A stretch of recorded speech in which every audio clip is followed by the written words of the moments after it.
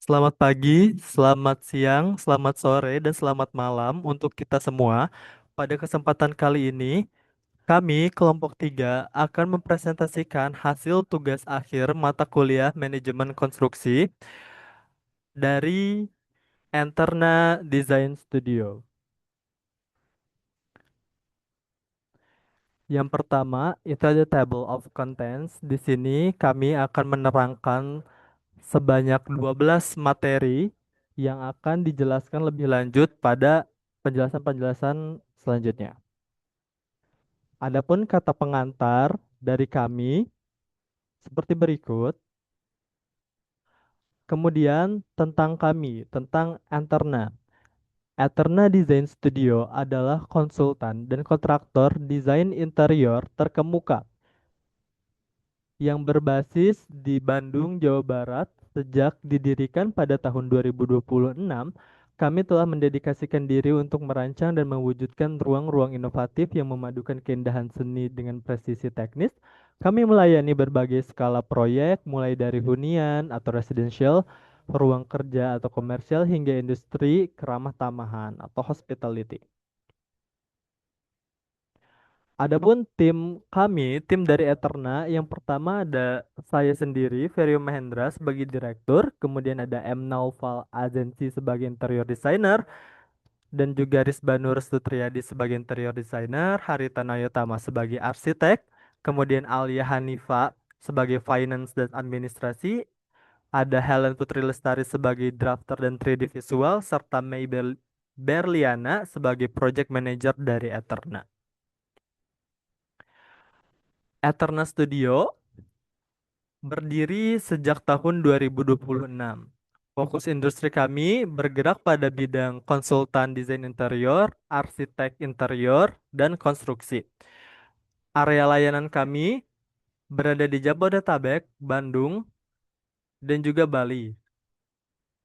Kemudian untuk email kontak kami tertera hello@eternadesign.co.id serta situs web kami www.eternadesign.co.id. Selanjutnya, Eterna pun memiliki visi, yaitu menjadi studio desain interior terkemuka di Indonesia yang diakui atas keunggulan inovasi, kualitas pengerjaan, dan kemampuan dalam mengubah setiap ruang menjadi lingkungan yang fungsional, berkarakter, dan tak lekang oleh waktu. Kemudian untuk mencapai misi tersebut, Eterna memiliki misi yang pertama, pendekatan personal, kemudian harmoni desain, serta standar kualitas. Serta nilai inti dari Eterna Design Studio, kami mengunggulkan akan inovasi, selalu mencari ide, tren, dan material baru yang relevan dengan perkembangan zaman. Kemudian kami juga mengedepankan kualitas dan detail, berkomitmen pada standar pengerjaan tertinggi, dan penggunaan material terbaik di kelasnya. Kemudian kami juga sustainable, mengedepankan praktik desain yang ramah lingkungan dan memaksimalkan efisiensi energi. Oke, selanjutnya akan dijelaskan oleh rekan saya. Dipersilahkan.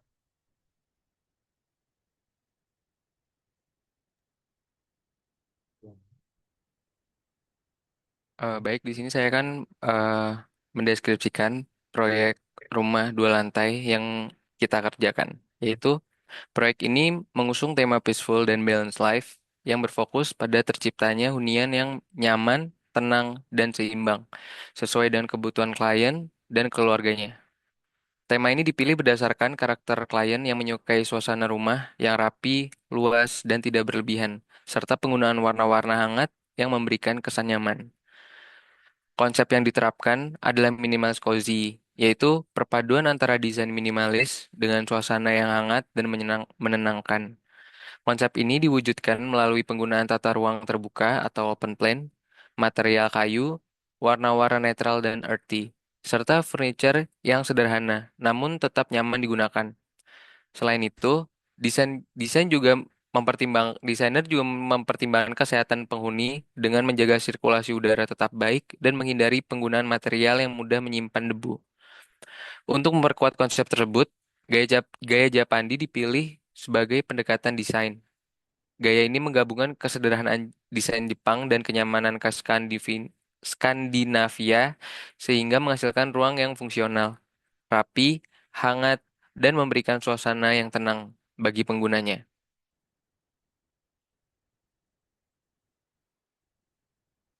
Next.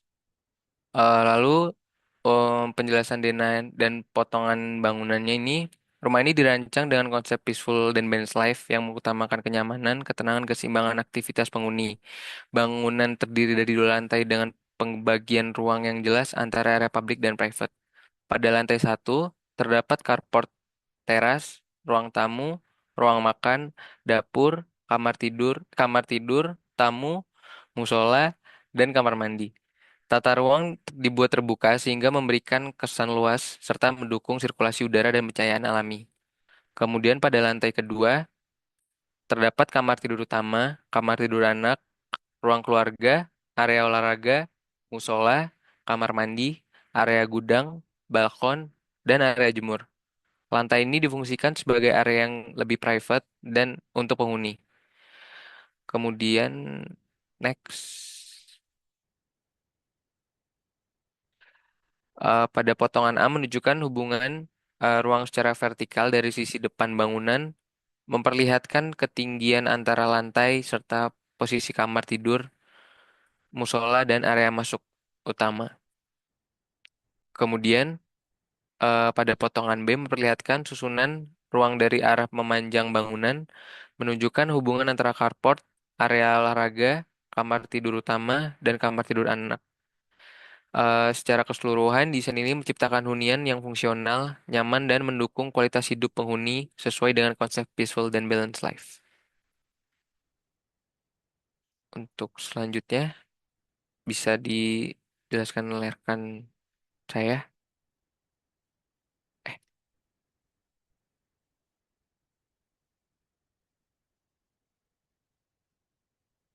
Eh, maaf. Kemudian ini adalah perspektif kitchen area dapur. Itu di sini ada kulkas, kompor, house, kemudian kabinet. Kemudian ada pintu untuk eh, kamar kamar mandi tamu. Next. Kemudian ini adalah perspektif area ruang makan. Next. Lalu ini adalah area ruang tamunya.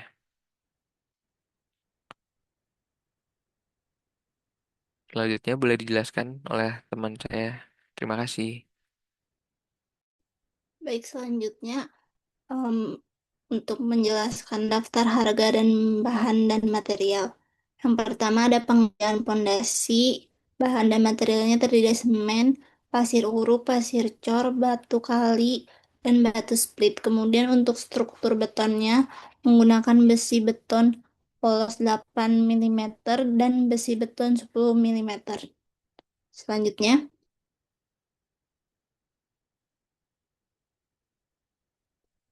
kemudian juga ada besi beton 12 mm, kemudian kawat benrat dan semen. Untuk pengerjaan atapnya menggunakan baja ringan C75 dengan hollow galvanis dan atap bitumen.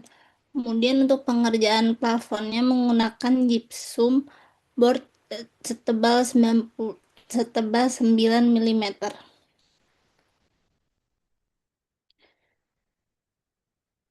Ada juga menggunakan hollow plafon galvanis dan finishingnya menggunakan cat plafon putih. Untuk pengerjaan lantai menggunakan parket kayu dan dipadukan dengan keramik 40 kali 40. Kemudian ada pengerjaan dinding dan pengecatan menggunakan material bata merah dengan finishing cat dinding interior dan beberapa panel dinding dekoratif. Dan juga tile keramik backsplash untuk bagian dapur. Untuk plumbing air bersih dan kotor menggunakan pipa PVC. Dan instalasi listrik membutuhkan kabel, kemudian MCB. stop kontak, saklar, armatur lampu, dan pendant lamp. Untuk pengerjaan build furnitur terdiri dari kitchen set atas, kitchen set bawah, countertop granit, dan kabinet TV semi built-in. Ada juga rak display built-in dan pengerjaan loose furnitur yang terdiri dari sofa 4-seater, sofa one-seater, coffee table, rak sepatu, meja makan, kursi makan, kulkas 2 pintu.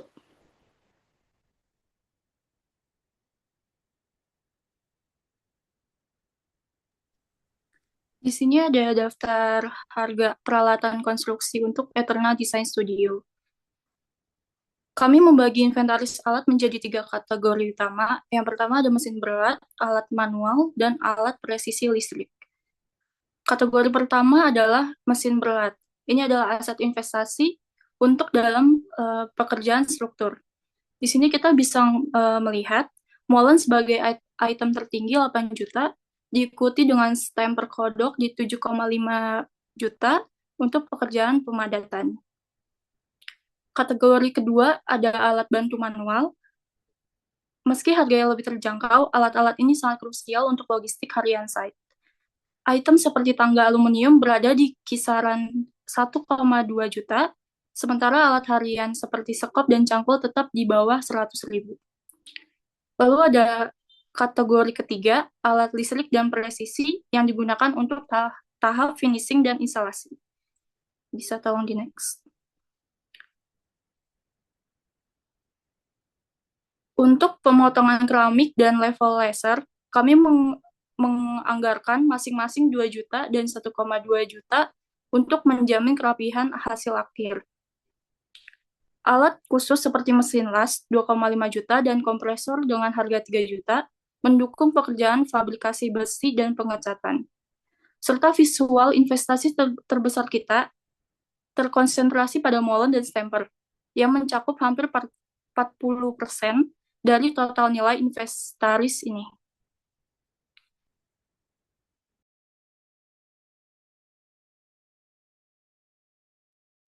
Baik, selanjutnya saya akan menjelaskan secara singkat ringkasan rencana anggaran biaya untuk proyek interior kami yang mencakup area tamu, ruang makan, dan dapur.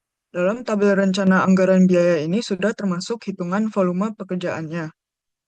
Total estimasi biaya keseluruhannya adalah sekitar 74.916.185 rupiah yang terbagi ke dalam 5 poin pekerjaan utama. Yang pertama, pekerjaan lantai sebesar 11.134.645 rupiah yang dialokasikan untuk pemasangan lantai parket tako di ruang tamu dan ruang makan serta keramik di area dapur.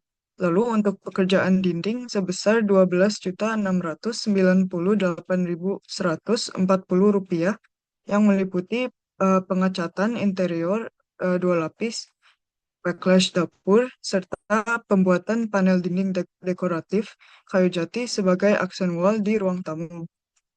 Boleh next. Lalu untuk pekerjaan plafon sebesar 8.751.400 rupiah yang mencakup pemasangan rangka hollow galvanized, gypsum board, dan pengecatan plafon di ketiga area. Boleh next. Lalu untuk pekerjaan built-in furniture sebesar 17.332.000 rupiah yang difokuskan pada pembuatan kitchen set atas bawah dengan top granit di dapur serta kabinet TV dan rak display wall mounted di ruang tamu. Lalu untuk pekerjaan furniture loose sebesar 25 juta rupiah dialokasikan untuk pengadaan furnitur siap dipakai seperti sofa, coffee table, rak sepatu, set meja makan, hingga kulkas 2 pintu. Secara keseluruhan, alokasi terbesar berada pada pengadaan furnitur loose dan built-in untuk memaksimalkan fungsi dan estetika ruang. Untuk topik selanjutnya akan dijelaskan oleh rekan saya. Oke, Di sini saya akan menyebarkan rekapitulasi harga dari area per ruang, area rekap biaya per ruang. Untuk area yang pertama ini ada ruang tamu. Untuk total biayanya ini ada di 40.671.115 rupiah. Terus selanjutnya di sini ada ruang makan. Total biayanya ini ada 13.899.470 rupiah. Lalu di sini ada total biaya area dapur. Di sini eh, total biayanya adalah 20.425.600 rupiah. Untuk total semua area dari biayanya ini adalah 74.916.185 rupiah. Lalu di sini ada rekapitulasi biaya pekerjaan per kelompok. Pertama, ini ada pekerjaan lantai, total biayanya ada di 11.134.645 rupiah dengan persentase 14,86%. Lalu di sini ada pekerjaan yang kedua, pekerjaan dinding dengan total biaya 12.699.140 rupiah dengan persentase 16,95%. Lalu di sini ada pekerjaan yang ketiga, pekerjaan plafon dengan total biaya 8.751 400 rupiah dengan persentase di 11,68%. Lalu di sini ada pekerjaan yang ketiga, pekerjaan built-in dengan total biaya 17.332.000 rupiah dengan persentase 23,14%.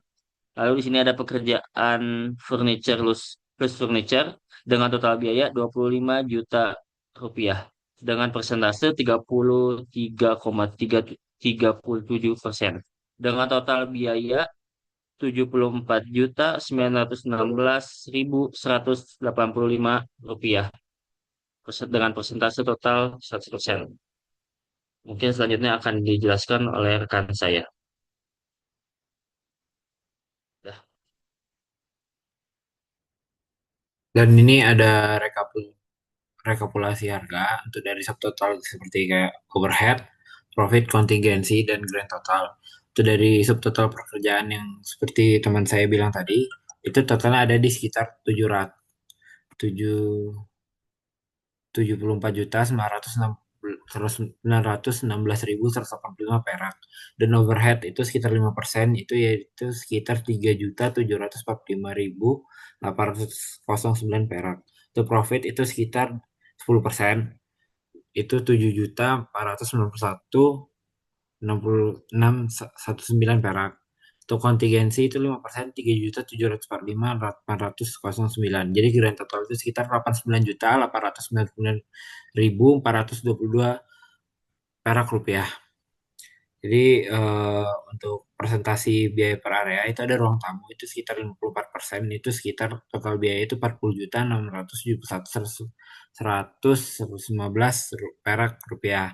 Dan untuk ruang makan itu presentasinya sekitar 18,45%, itu sekitar 13.819.470 perak rupiah. Dan untuk dapur itu sekitar 27,26%, itu sekitar 20.425.600 perak rupiah. Jadi totalnya itu sekitar dari pekerjaan total itu 74.916.185 perak rupiah. Dan ini ada kurva S. Dalam untuk pengerjaan itu sekitar 8 minggu.